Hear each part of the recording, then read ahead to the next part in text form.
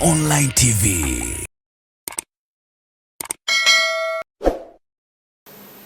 Hapa chuo cha kodi kupata mafunzo mengine ambayo yatajikita zaidi katika utendaji halisi na kuwajengea uwezo wa namna ya kufanya kazi ndani ya mamlaka. Haya mafunzo tunayaita mandatory programs, yani ni mafunzo ya lazima kwa kila mfanyakazi wa mamlaka ya mapato.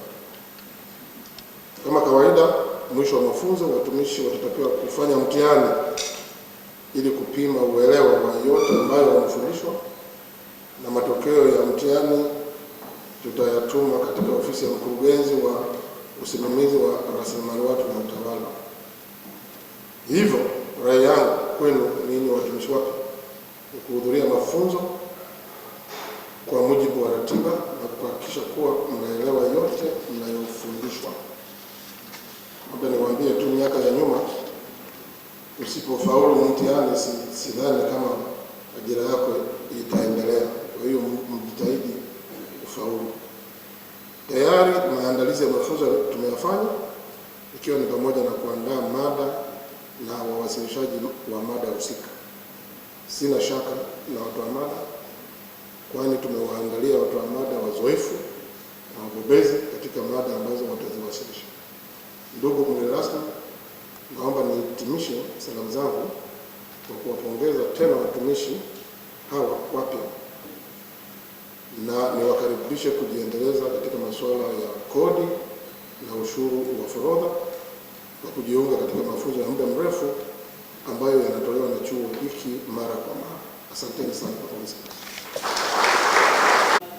Uadilifu, mageuzi ya kidijitali na huduma bora kwa wadau wetu ambao ni taxpayer.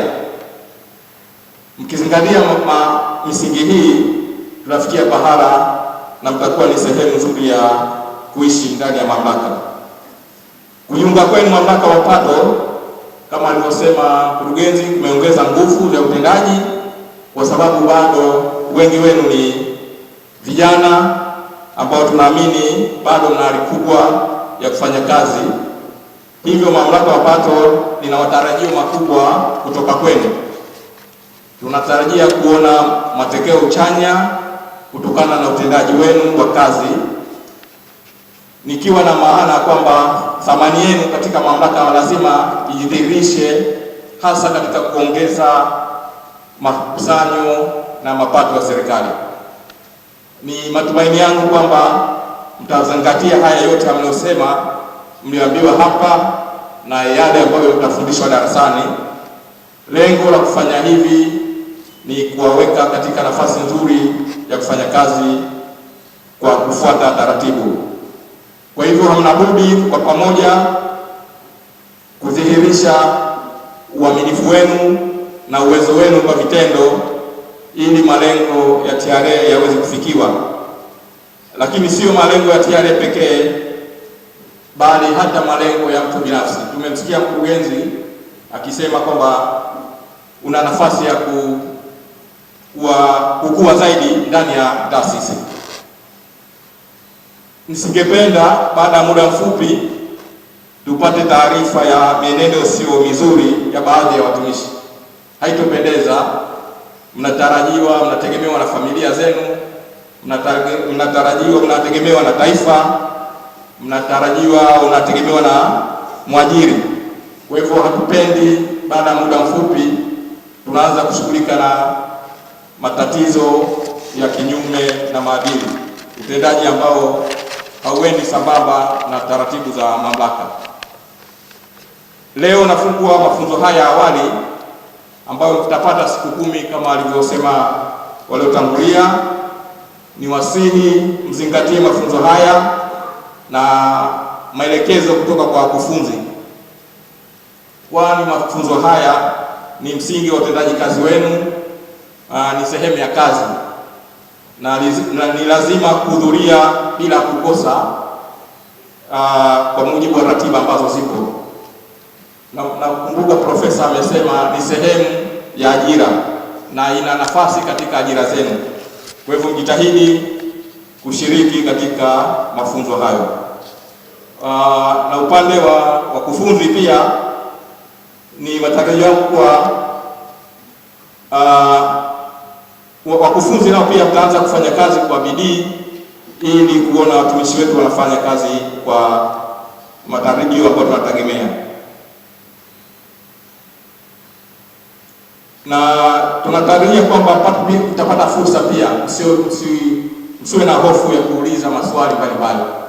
Kwa vile ni watumishi wapya, mna haki ya kuuliza maswali, kutoa mawazo yenu. Tuna uhuru wa kutoa mawazo, tuna uhuru wa kuuliza, tuna uhuru wa kuchangia.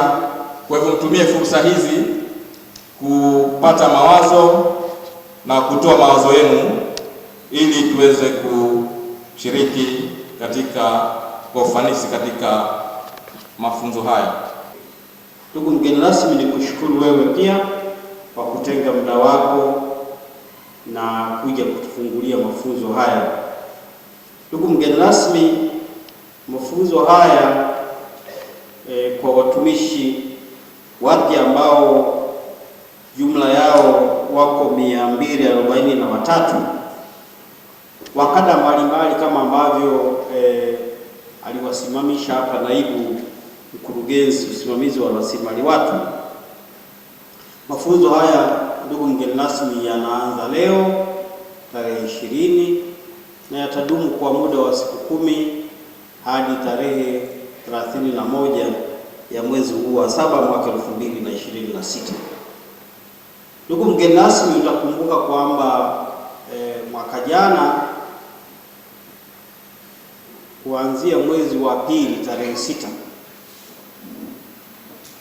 mpaka mwezi wa 6 wa 5 mwishoni, Mamlaka ya Mapato Tanzania iliendesha zoezi la ajira kwa kujaza nafasi za watumishi 1596 ambazo watumishi tulianza na idadi kubwa ya waombaji kwa zaidi ya 130,000 na baada ya hapo wakafanya mtihani wa written. Baada ya mtihani ule ukafanyika mchujo, wakapatikana watumishi zaidi ya 6,000 ambao walifanya mtihani wa oro, na baada ya wale waliofanya mtihani wa oro, hatimaye wale 1596 wakapatikana na wakaajiriwa mwaka jana mwezi Juni. Ndugu mgeni rasmi, baada ya watumishi wale kuajiriwa, wale ambao walikuwa wamefaulu vizuri lakini kwa sababu ya uchache wa nafasi hawakuweza kupata fursa ya ajira, mamlaka, ofisi yako ndugu mgeni rasmi, iliwaeleza kwamba mamlaka itakapokuwa inapata nafasi itawachukua kutoka kwenye database kwa wale ambao walikuwa wamefikia viwango na ufaulu uliotakiwa. Ndugu mgeni rasmi, leo hii ni ushahidi wa kile ambacho ulikiahidi kwamba sasa kwa mara ya kwanza watumishi wanaotoka kwenye database, hakuna mtumishi aliyefanya interview hivi karibuni. Hao wote ni waliofanya mwaka jana kama nilivyosema na kubaki kwenye database. Ndugu mgeni rasmi, mimi na wenzangu idara ya usimamizi wa rasilimali watu na utawala, moja ya mambo ambayo kwa nature ya kada yetu huwa tunayafurahia sana ni kupata watumishi wapya. Maana taasisi ikipata watumishi wapya inaonyesha kwamba taasisi inakuwa. Na Mheshimiwa mgeni rasmi, niseme kwamba ujio wa watumishi hawa, tulikuwa na watumishi 8,777 na sasa ujio wa watumishi hawa unatufanya tuwe na watumishi 9,020.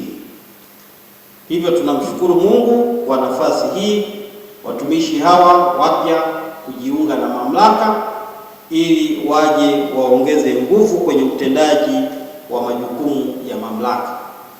Niwapongeze sana kwa hilo, na niwakaribishe katika familia hii ya TRA yenye watumishi wasiopungua 8,000. Kwa hiyo nanyi mnakuja kuiongeza familia ambayo tayari ipo. Baada ya salamu hizo za pongezi, napenda kuwaletea ujumbe maalum toka idara saidizi. Wao wanawaasa mambo makuu mawili. Kwanza, kuyaishi yale mtakayofundishwa. Tunatambua kwamba leo wengi wenu ndio mnaanza safari ndefu ndani ya utumishi katika mamlaka yetu ya mapato Tanzania. Na Mungu akipenda, safari hii inaweza kuhitimishwa katika kipindi kisichopungua miaka 30 ijayo. Kwa hiyo ili tuweze kuwa na utumishi wenye tija, ni muhimu kujifunza kuishi maisha salama ndani ya mamlaka ya mapato Tanzania. Tunatambua katika mafunzo haya mtapitishwa katika masuala mbalimbali ya kuwawezesha kuishi salama ndani ya mamlaka yetu. Mtapitia miongozo mbalimbali inayotuongoza, misingi ambayo tunapaswa kuzingatia sisi kama wana TRA, lakini pia swala la maadili ni swala la msingi sana katika maisha yetu ndani ya mamlaka ya mapato Tanzania. Lakini pia mtapita maeneo ya miundo kuweza kujua mamlaka yetu imeundwaje na mengine mengi ya kuwawezesha kuishi salama. Hiyo itakuwa ni hatua ya kwanza, lakini kuyaishi hayo ambayo mmefundishwa ni hatua ya pili ambayo ni ya msingi zaidi. Kwani kuyaishi hayo ambayo mmefundishwa kutafanya maisha yenu yasiwe salama, na hivyo kusitisha safari pale kutakapokuwa na umuhimu wa kufanya hivyo kwa maslahi mapana ya taasisi yetu. Make your day right. Gilly Bonny Online TV. Kupata habari mpya na kwa haraka kila siku, usisahau kusubscribe kisha like na comment. Gilly Bonny Online TV.